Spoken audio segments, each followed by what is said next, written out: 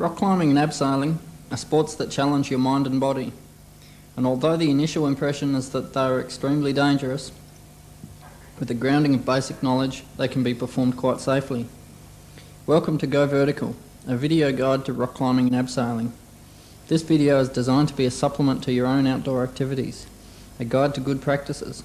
Much of rock climbing and abseiling relies on your judgement, and you cannot make safe judgments without experience. Safety is your own responsibility. If you are at all unsure about any of the techniques shown in this video, then do not risk yourself. Ask a climbing guide or ask somebody more experienced than you. Always err on the side of caution. We'll start the video by defining the types of activities performed on the cliffs. This person is abseiling. The rope is fixed to an anchor at the top of the cliff, and they slide down the rope using a friction device and their right hand for control. These people are top rope climbing. The climber is tied to the end of the rope, which runs through an anchor at the top of the cliff. As the climber climbs, his partner at the base of the cliff, the belayer, pulls the rope in and through a belay device, locking the climber off as they go, so that if they fall, they are held in place, and when they reach the top of the cliff, they can be safely lowered back to the ground again.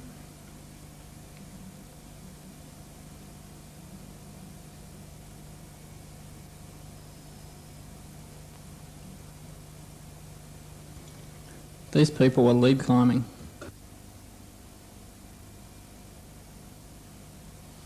The leader ties to one end of the rope and sets off from the ground, placing anchors as he goes.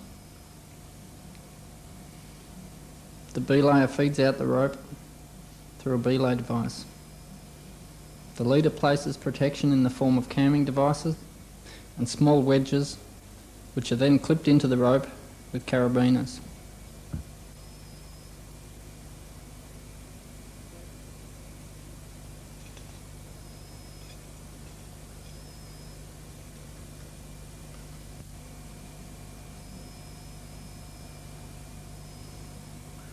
When the leader arrives at the top of the cliff, he'll place a solid anchor using several pieces of protection and then clip himself into it.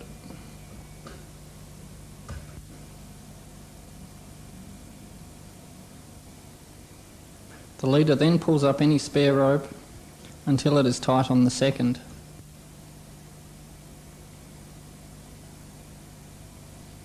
The leader then becomes the belayer.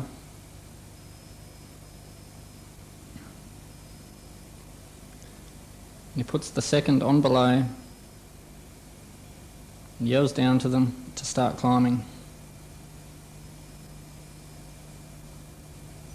The second follows the rope up the cliff,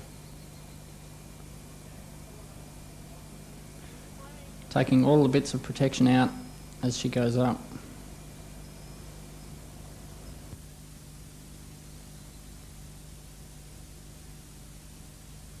Confused? We'll go through it all again, starting with gear.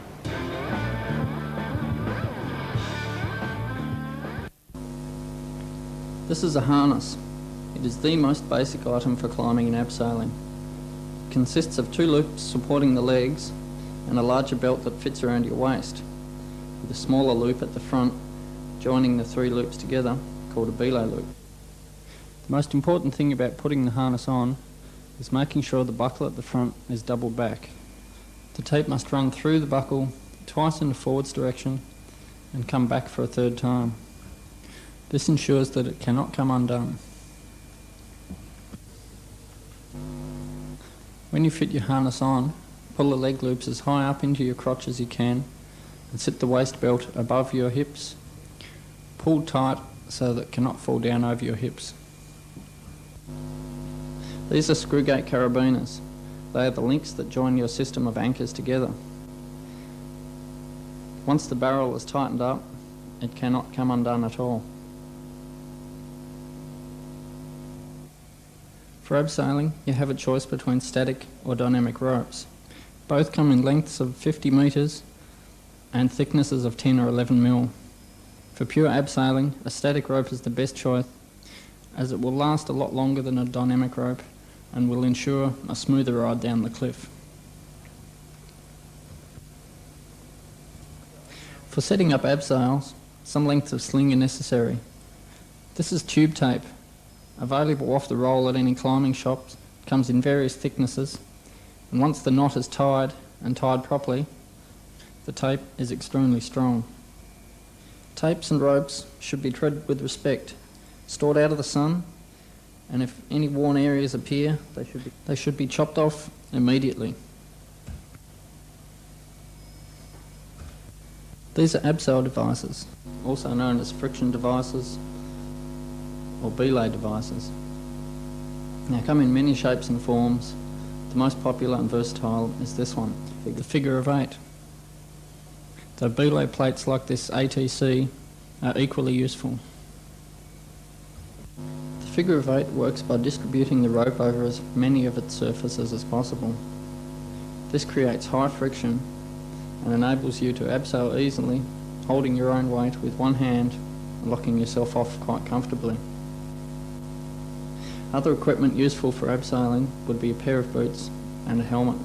A bicycle helmet like this is better than nothing, but the best you can do is a proper climbing helmet. To set up good safe anchors, you must know the right knots. This is one of the most important ones, the clove hitch. It's formed by taking the rope and applying 2 twists in opposite directions. These twists are then passed behind each other and a carabiner is clipped into the 2 loops formed. The knot is then tightened by pulling on each end of the rope. The advantage of the clove hitch is its adjustability. By pulling a loop on one side of the knot, you can adjust the length of the rope on the other side of it. Pulling the opposite length of rope takes up the slack and locks the knot tight. This easy adjustment makes the clove hitch perfect for setting up anchors, but both ends of the knot must be pulled tight, otherwise it may slip.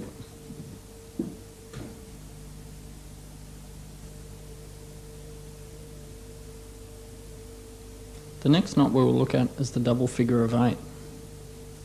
To form a figure of 8 knot, grab the rope where you want the head of your loop to be. Let's take this down around the back, underneath itself, and then back up through. The result should be a good symmetrical H-shaped knot.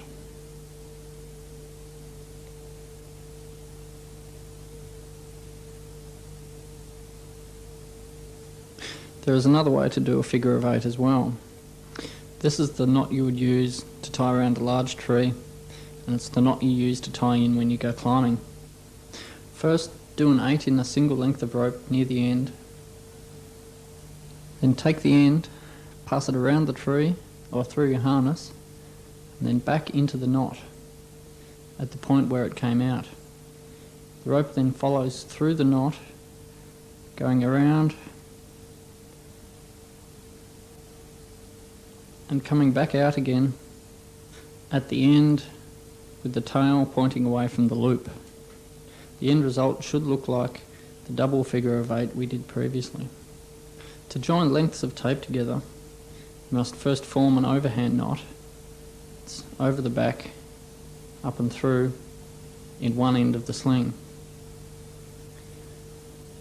Take the opposite end, or another piece of sling, and starting from the tail, go through the knot,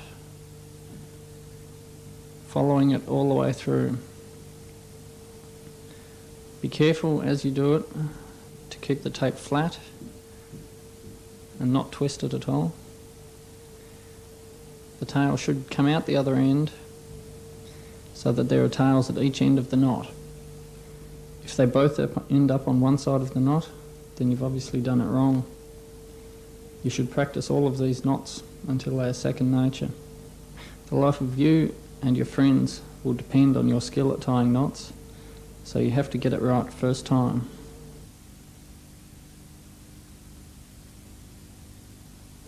It's extremely important when you are tying tape knots that you make sure that the tails stick out each side of the knot to at least 5 centimetres and that the knot is pulled as tight as possible.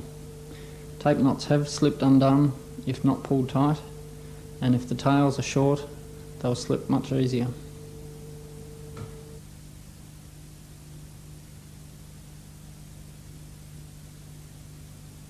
Next we'll look at coiling up the rope. First, grab the two ends and pull about 2 or 3 metres of rope out from this. Lay that point over your hand, then start laying loops from that point down each side of your hand. Keep laying these loops until you've reached the middle of the rope. Lay them carefully on top of each other so that when you come to take the rope out again, it will not be tangled. When you reach the middle, it should sit neatly on top of the stack and you should have 3 metres sticking out the side. This is then wrapped around the rope and pulled up hard and tight. A loop is then pulled through where your hand sits,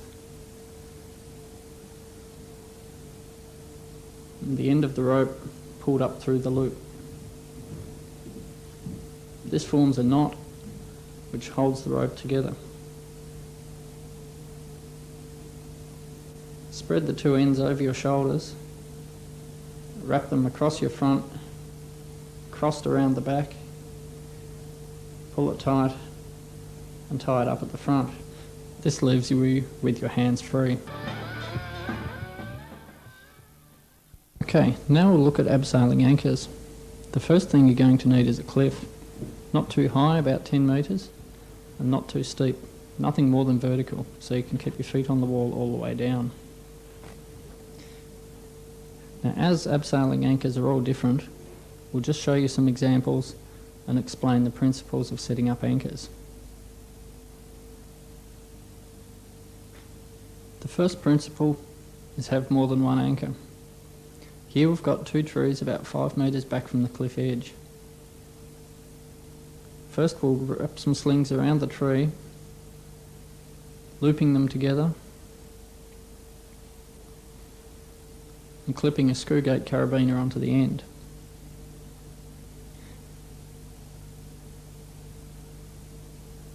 We'll take the rope and tie it in a double figure of 8 knot around the other tree.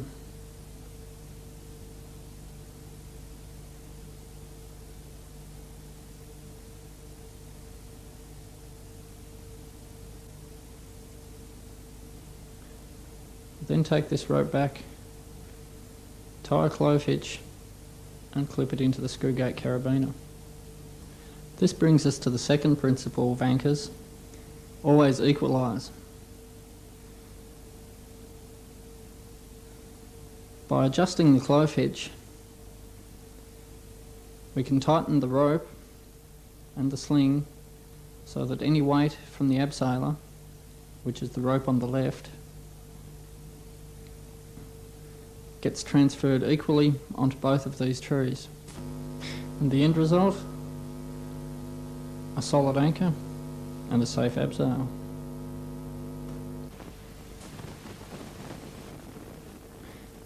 With this second abseiling anchor, we have some boulders about 3 metres back from the edge of the cliff. Boulders on cliff edges like this must be treated with extreme caution. If they are not part of the cliff, they should not be used as anchors. Loose boulders must be considerably bigger than you are before they should be trusted. Slings placed over boulders like this must be laid right at the base of the boulders to prevent them from lifting up and over. When hooking on your abseil device, extreme care must be taken that the slings do not shift from their position. We placed a sling over each of these boulders, tied to the right length so they both came to a point, and a screw gate biner clipped into that point. We could then tie a figure of 8 knot in the end of the rope and clip it into the biner at that point. Do up the screw gate and we're ready to abseil. 2 solid anchors and the weight equalised between them. With this anchor, we have a large chalk stone several metres back from the edge of the cliff. After testing it by thoroughly kicking it and shaking it to make sure it's solid, we wrap a sling around it and clip it into a double figure 8 in the rope.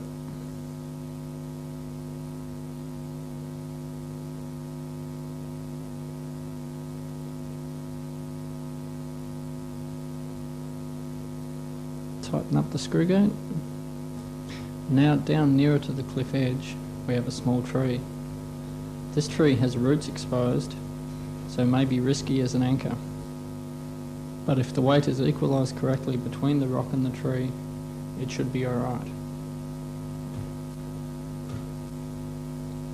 To equalise the weight, we'll again use a clove hitch connected to a screw gate carabiner and pull the rope down from the rock and tighten it up.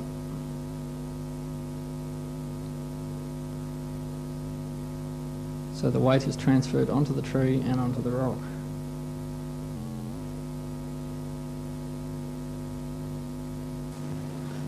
Okay, 2 solid anchors, weight equalised between them, you're ready to abseil.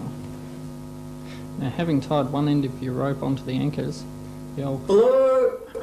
as loud as you can and throw the rope out and off the cliff. The abseiler here is using a short length of sling to safeguard them while they move down to the edge of the cliff and hook onto the figure of 8.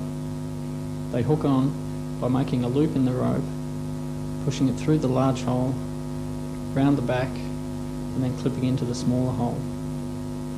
They can now tension up and are ready to abseil. Doing a final check before they go that the harness is done up, the anchors are right, all the screw gate biners are done up, particularly the one connecting you to your figure of 8. Now look out over the edge of the cliff and make sure that the rope is actually on the ground and you're ready to go. Now the most important thing to understand about abseiling is that your control hand, the right hand in this shot, never ever lets go of the rope. You can hold your weight quite easily, lock yourself off in position, but if you let go with that hand, you will simply fall. As you abseil, keep your body leaned back from the rock with your feet up against the wall. Sit your weight in your harness and just walk down. Don't try and climb down. You're abseiling down a rope, not climbing down a cliff. Be very careful not to dislodge rocks while you come down. If you do kick any off, yell "Rock!" as loud as you can to warn anyone at the base. a good reason for wearing a helmet. For your first few times abseiling, it's a good idea to have somebody standing at the bottom pulling on the rope. This will stop you in position if you accidentally let go or slip. For top roping, you have a choice between dynamic and static ropes. Both are quite suitable. Dynamic ropes stretch much more than static ropes, and having a dynamic rope means you can progress onto lead climbing with the same rope. You will also need lengths of sling for setting up anchors, belay devices, a figure of 8 or an ATC, both are quite suitable. You will need a harness, the buckle as always done up 3 times, and a helmet, put it on your head. Specialised rock climbing shoes for standing on small edges, and a chalk bag to dry out your sweaty fingers. Before you can top rope, you must select a suitable cliff and a suitable climb up it. Guidebooks to climbing areas are available at all climbing shops. Rock climbs are graded in difficulty from 1 to 32. That was a 32. Setting up a top rope follows the same principles as setting up an abseil. Always have more than one anchor and always equalise between those anchors. Here we have a boulder and a tree. First, we'll put a sling around the boulder, pushed right down around the base so it can't lift off, which comes up to the back of the tree, and a screw gate carabiner. Then we'll tie a sling around the tree, tying it together with a tape knot.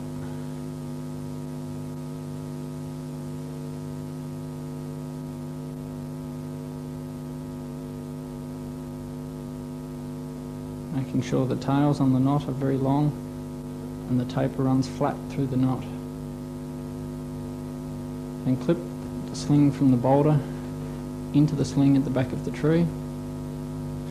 Another sling is clipped in front of the tree to take the anchor out over this boulder. The rope then clips into the carabiner on the end of these slings.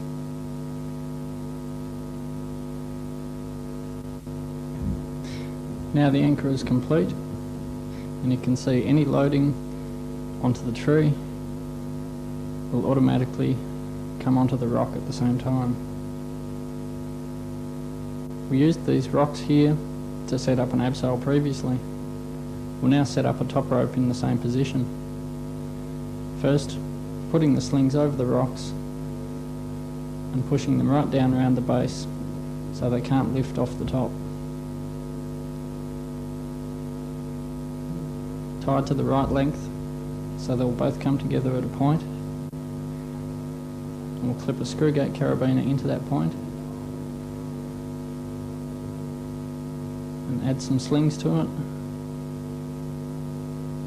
so it comes out to the edge of the cliff where it is clipped into a screw gate carabiner.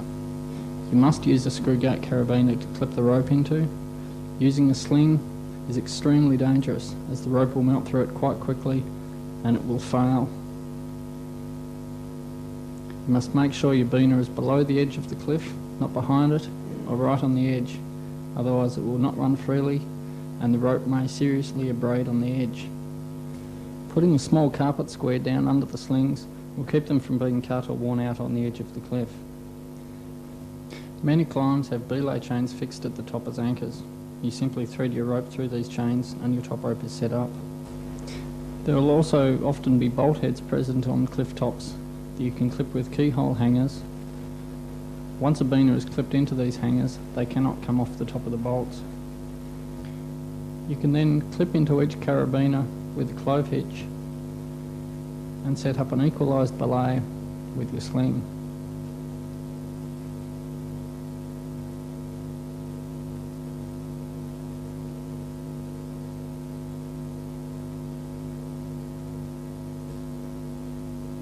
Once the sling is adjusted to the right length, you can make a loop with an overhand knot in the end of it, clip into this with a carabiner, and you're ready to extend it out to form a top rope.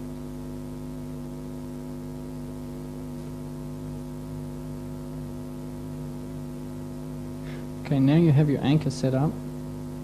You're ready to tie into the end of the rope and go climbing. The climber ties a double figure of 8 knot through their harness, not just through the belay loop, but through the top of the leg loops and through the waist belt as well.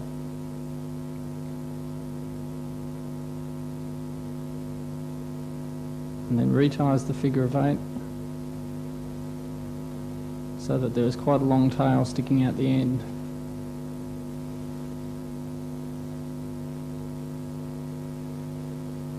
You can put a stopper knot in the end of this to make sure that the figure of 8 will not come undone.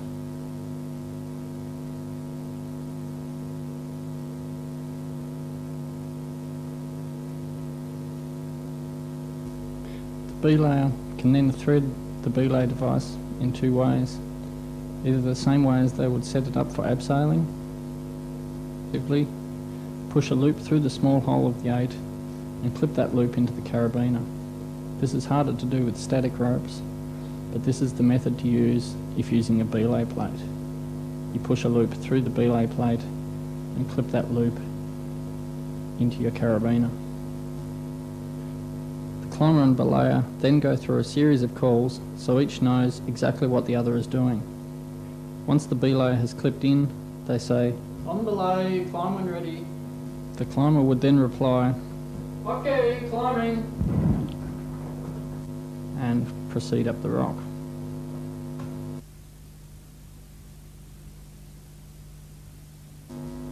When belaying, like when abseiling, you must never take your hand off the control end of the rope.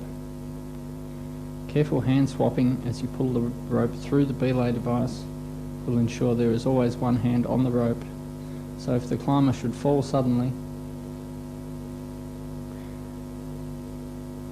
it is easy to lock the rope off down below your waist and hold them in position. Once the climber reaches the top of the cliff, they will yell out, "Have you got me?" The belayer will then pull in any slack in the system, pulling it tight on the climber, and yell, "Okay, got you." They will then let the rope out again, keeping one hand on the control side at all times, letting the climber down slowly till they're back on the ground again.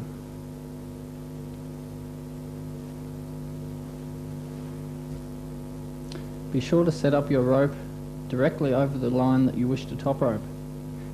Climbing too much off to the side of the rope can result in out-of-control pendulum falls with potentially serious consequences. Another good reason to wear a helmet. Lead climbing involves tying into the end of the rope and climbing the rock from the bottom to the top, placing your own protection as you go. It's important that you have a solid base of experience in abseiling and top roping before you attempt to lead climb, as a high level of judgement is required on the part of the leader, and only experience can give you the knowledge you require. Lead climbing is divided into 2 different styles, sport climbing and adventure climbing. Sport climbing involves clipping pre-placed bolts for your protection. The ease of protecting yourself and the usual close spacing of these bolts means that safety is more assured and greater levels of difficulty can be pursued. Adventure climbing requires a higher level of skill and commitment on the part of the climber, as each piece of protection must be placed by hand. As natural protection is more energy and time consuming than bolt clipping, climbers will often tend to place them further apart. Possible placements may also be limited due to the nature of the climb you are doing. To gain experience in lead climbing, we recommend that you start climbing as a second with more experienced leaders.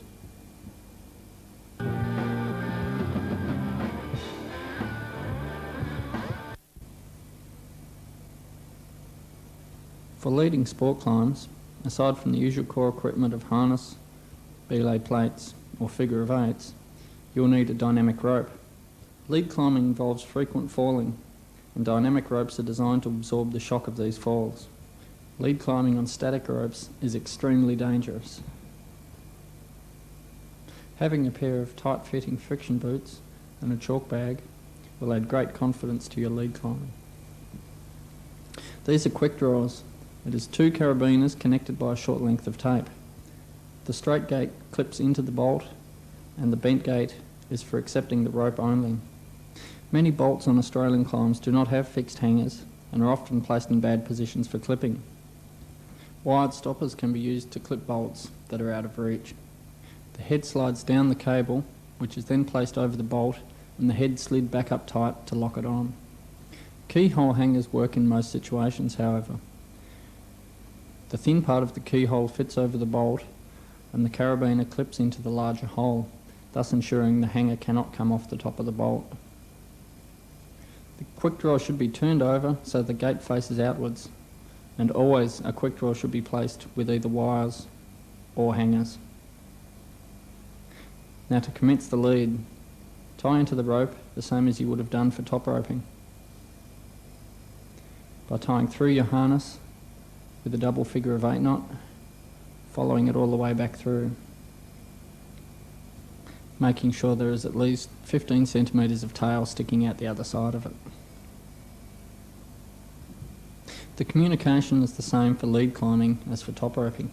The belayer will put the climber on belay about 3 metres along from where they've tied in and say, "On belay." The climber then replies, "Okay, climbing," and they head up the rock, carrying all the quick draws that they need to complete the climb, and a few spare.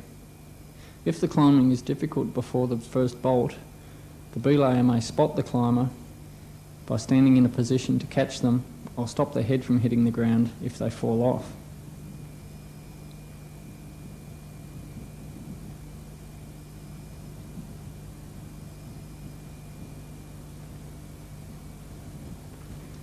Once the first bolt has been clipped, the belayer should move in and stand close to the rock, allowing a little bit of slack in the rope for the climber to make movements, and keeping one hand on the control end of the rope at all times.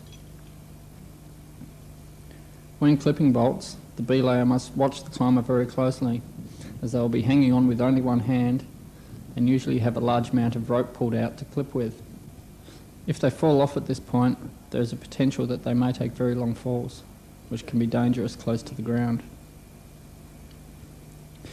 Most true sport climbs will have a belay chain at the top of the climb. This may not be at the top of the cliff. If it doesn't, you will have to carry equipment for setting up belays. If the climb does have a chain, the first thing to do is clip a quick draw into it and clip the rope into it the same way you've clipped into all the previous bolts. Then, using either a short sling or 2 quick draws clipped together, pull yourself up and clip directly from the chain into your harness.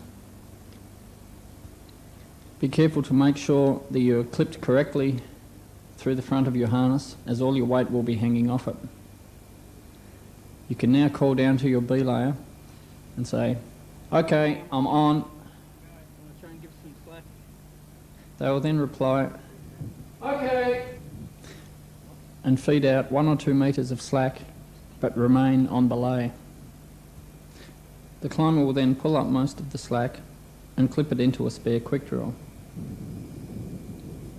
You must not clip the rope into the carabiners that you are hanging off, as it's extremely dangerous to open a carabiner that is under load. The next step is to undo the rope that you are tied into and pull it out through the front of your harness.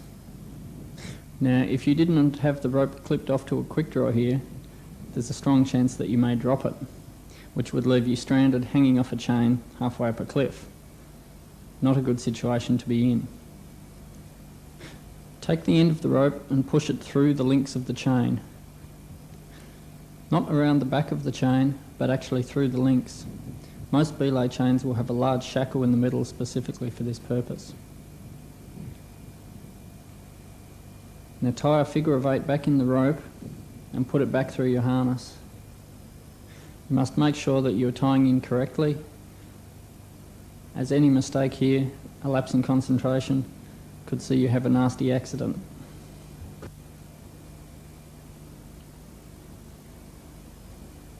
Once the knot is retied, you must check over everything you have done. The rope should run from your belayer up through all the quick draws on the climb, to the clove hitch you tied, then through the chain and back into you. You can now untie the clove hitch and yell down to your belayer, "Okay, got me?" He will then reply, "Okay, got you, on belay." You can now pull yourself up on the chain, unclip the quick draws, and let yourself be lowered back down to the ground the same way as you would come down from a top rope. Sport climbs are very rarely more than 25 metres long, but if you think there is a danger that the climber will go off the end of the rope before they reach the ground, then tie a knot in it and they will not receive a nasty drop for their last few metres. The rope can now either be pulled down from the chain and the second can lead it, clipping all the quick draws as they go, or the rope can be left up through the chain as a top rope and the second can top rope it and remove the quick draws as they climb up. When they arrive at the chain, merely lowering back to the ground and pulling the rope down again.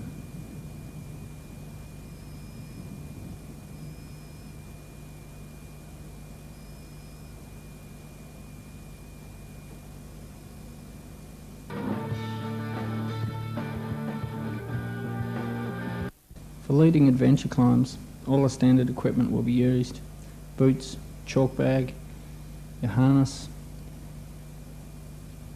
figure of 8, belay plates and quick draws. Of course, only dynamic ropes can be used, but you have a choice between twin ropes, which is 2 8 or 9mm ropes, or a single rope of 10 to 11mm diameter.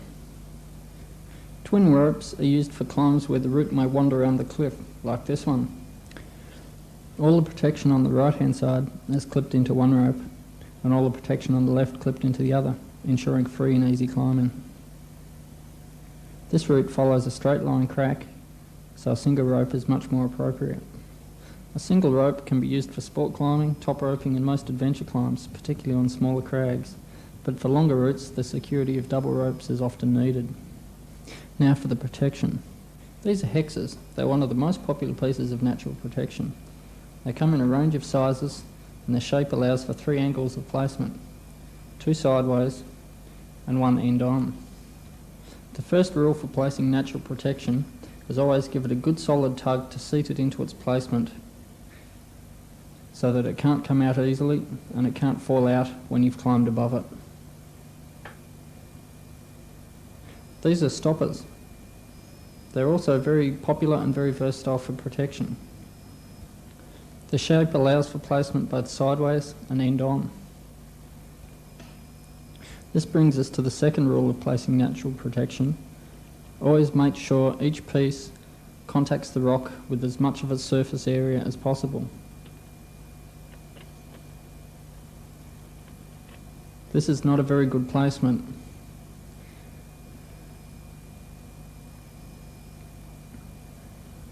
The stopper only contacts the rock in 2 points.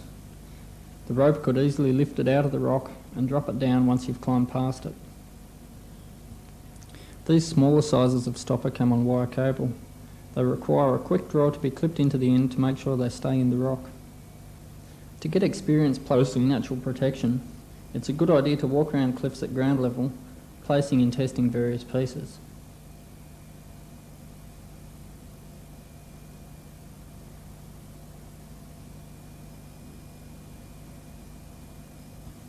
These are the smallest types of natural protection, and yes, they are strong enough to hold you, but care must be taken not to kink the cables up at all. Again, a quick draw must be placed on the end of them to weigh them down and hold them in the rock, so that the rope will not lift them out of their placement as you climb up past them.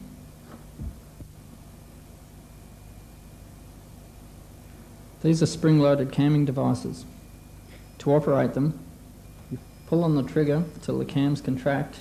You then place them in the crack and release the trigger so that the cams press up against the wall of the crack. There are many different models, but all operate under the same principles. They are faster to place than nuts, and allow a greater range of placements per piece, but are much heavier and much more expensive. That brings us to the third rule of placing natural protection, is that it must be aligned in the direction of any possible fall. This means solid stemmed camming devices do not work well in horizontal cracks. A hex or a stopper is more appropriate, or even a flexible stemmed camming device. A nut tool like this rounds out your rack. The more secure your nuts are, the harder they will be to remove. All belayers should carry a nut tool to remove the tough nuts. Short slings like this are useful for extending your quick draws, and longer ones are just right for setting up belays at the tops of cliffs. Your first lead should be on a route well within your ability, with plenty of opportunities for placing protection.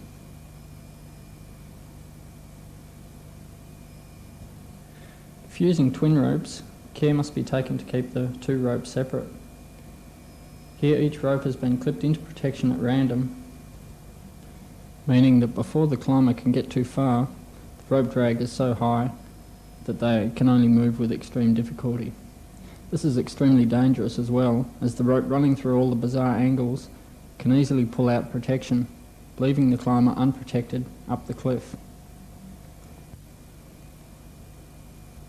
This time, the ropes have been run correctly. The right-hand rope clips all the right-hand protection, and the left-hand rope clips all the left-hand protection, allowing for a much smoother climb. Using double ropes means the belayer must pay careful attention that both ropes are kept on belay at all times.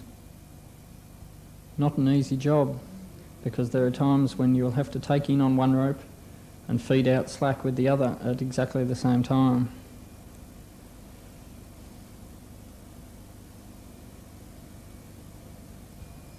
To use a single rope on this same climb, we've put long slings on all the protection so that it does not get lifted out by the climber as they pull the rope up. Even with the long slings, there is still quite high rope drag, and movement towards the top of the climb is quite difficult. On a traverse, protection for the second is just as important as protection for the leader. So placing more protection after the hardest moves of the climb means that the second can fall off doing the hard moves without facing a huge pendulum.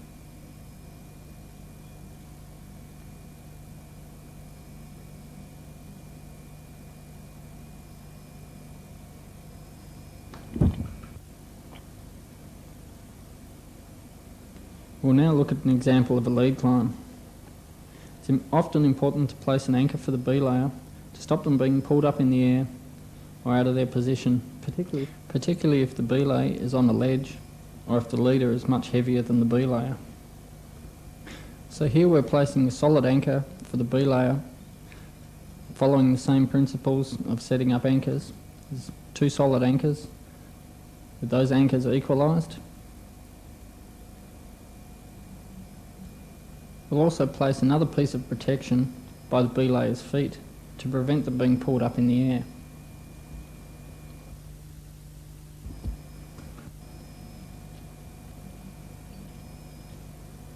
Having selected the right protection for the climb, the leader will then tie onto the rope with a double figure of 8, and the belayer put them on belay 2 or 3 metres along the rope from that point. Okay, then it's time to climb. On belay, climb when ready.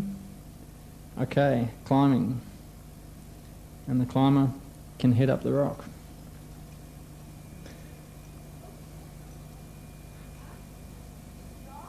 The leader should place protection as soon after leaving the belay as possible to prevent them from landing on the belayer or on the ground should they fall off. Protection, where possible, should be placed about a body length apart to avoid big falls. But for beginners, the best thing is to place as much protection as possible, leaving enough, of course, to set up a belay at the top of the cliff.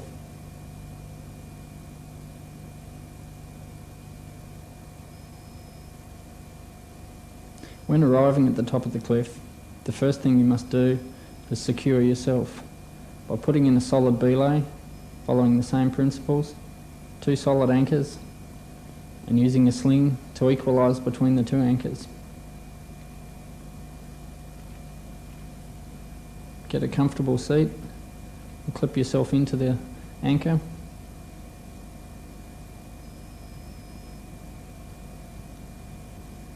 Now you can yell down "safe" to your belayer. You can then take your off belay. The belayer should never take the leader off belay until they hear the yell "safe." The leader then takes up all the spare rope in the system until it's tight on the belayer and can put them on belay. The belay we have shown here is an indirect belay. The figure of 8 is clipped straight into your harness, so when the second falls off, all the weight comes onto you. This is quite uncomfortable. A much better method is to use a direct belay.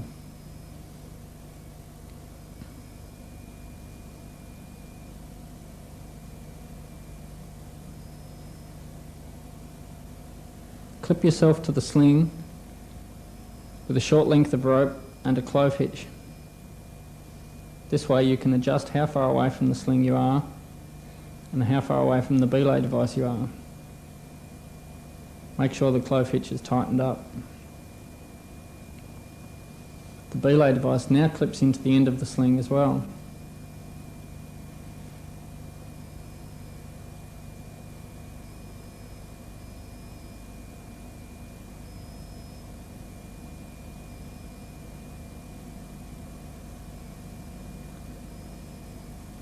This means that when the second falls off, the load will automatically go straight onto the anchors. Because the loading will come from a different direction now, the sling must be re-equalised. Remember, a well-equalised belay means that one of these pieces can pop out and the other will not be shock loaded. The weight will automatically be transferred straight onto it. Now, before you call down on belay to your partner, have a close look at your belay. Do you trust it to hold your partner's weight? Have you tested each piece of protection? Is it perfectly equalised? Are all the screw gates done up? When the answer to all these questions is yes, then you can pull up the slack in the system and put your partner on belay.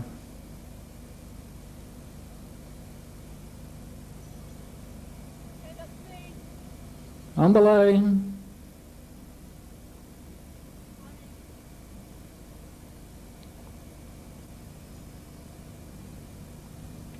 Belaying on a direct belay follows the same principles as belaying on an indirect belay.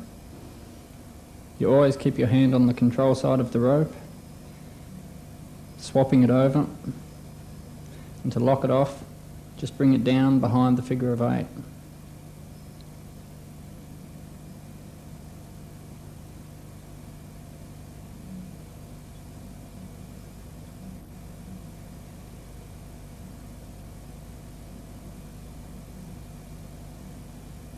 Choosing a sitting position out near the edge of the cliff allows you to keep an eye on your partner as they climb and be in communication with them at all times.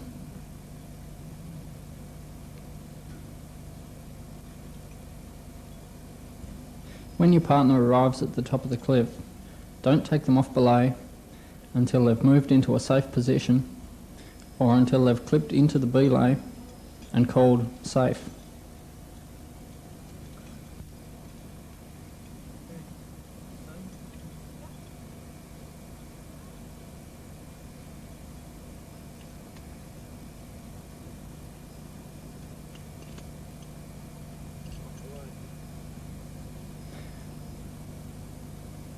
We'll now look at setting up another belay and some possible bad practices.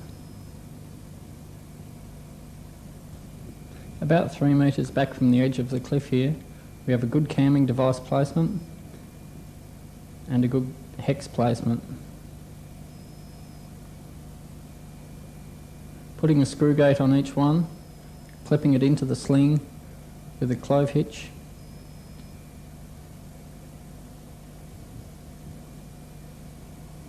and adjusting the sling out to a point and have a good equalised belay.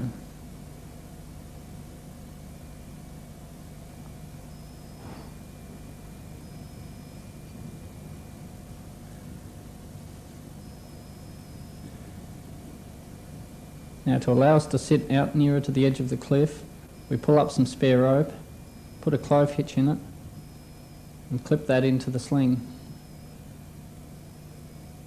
This allows us to move out to the edge of the cliff, pull up the spare rope and put in a direct belay. The mistake that's been made here, however, is not tightening the rope between the leader and the anchor. So if the second falls off, not only will the anchors be shock loaded by the leader getting pulled out, but the leader may end up hanging in space off the edge of the cliff. Simply tightening up on the clove hitch would prevent this. In this direct belay, the climber is out near the edge of the cliff, but with the figure of 8 a metre away in front of them, they cannot lock it off very easily. Simply extending the sling the 8 is clipped to would bring it down by their side, and they'd be able to lock it off easier.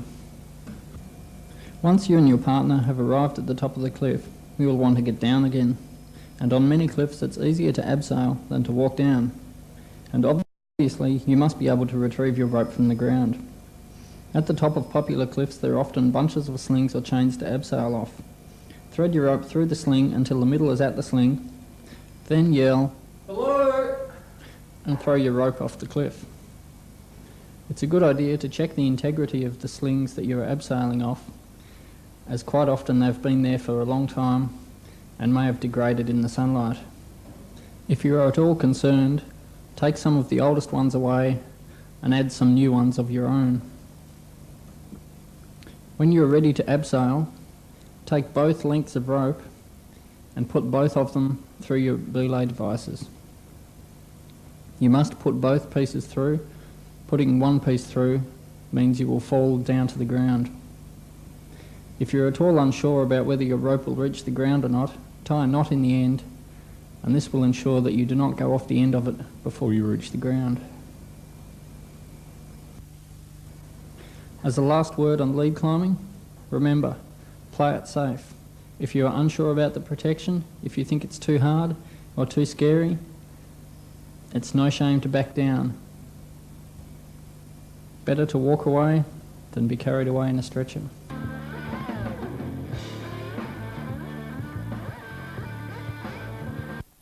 The first few times you go climbing, you'll probably find your arms becoming extremely tired, and you will come across moves that will stop you in your tracks. Your first thought will be that you are not strong enough. However, strength is only part of the solution. Rock climbing is a movement-orientated sport. Learning how to place your feet correctly and moving your body into the right position will do wonders towards making you a better climber.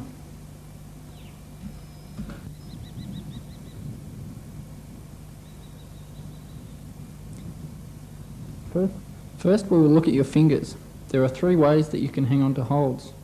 The first is the open palm grip. This is the best for your fingers, but you cannot hold smaller or thinner holds like this. A half crimp is where your first joint knuckles are flattened and will let you hold edges with more power. A full crimp is quite painful, but you can hold extremely small edges with it.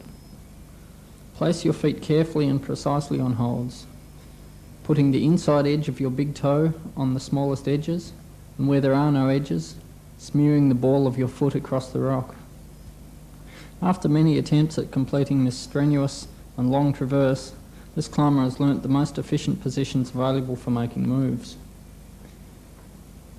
When he rests, he hangs down off straight arms, hanging off bone rather than off muscle, and shakes his other hand out to keep his blood flowing. To make a long move across, he turns his whole body sideways to the wall to get better leverage. This flows into the next move, a hard, powerful move straight up. He puts the outside of his foot on the rock and pushes up with his legs rather than pulling with his arms.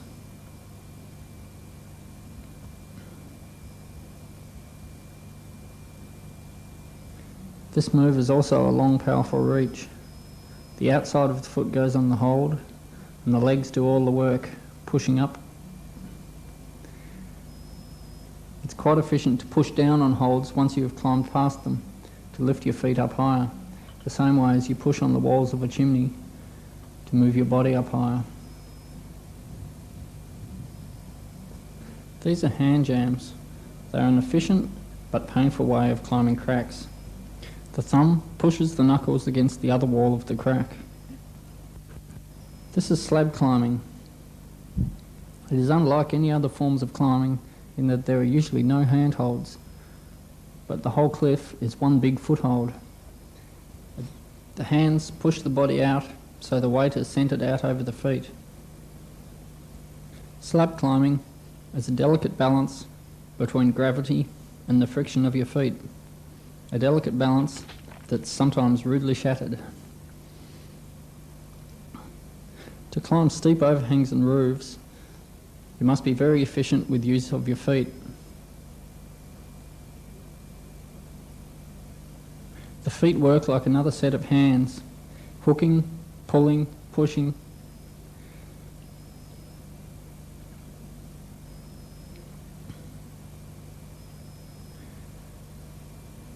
Keeping your feet on the rock is of paramount importance to keeping yourself on the rock. Once your feet come off, you won't last very long just hanging by your arms.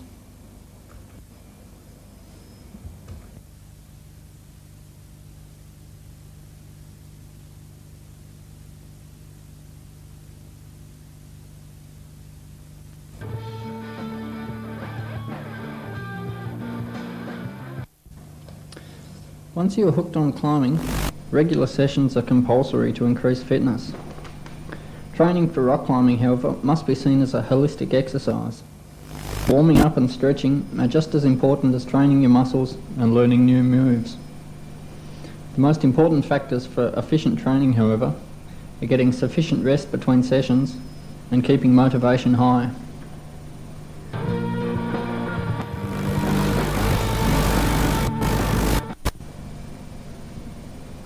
All climbers follow an unwritten code of behaviour that allows us to coexist with each other and the rest of the world.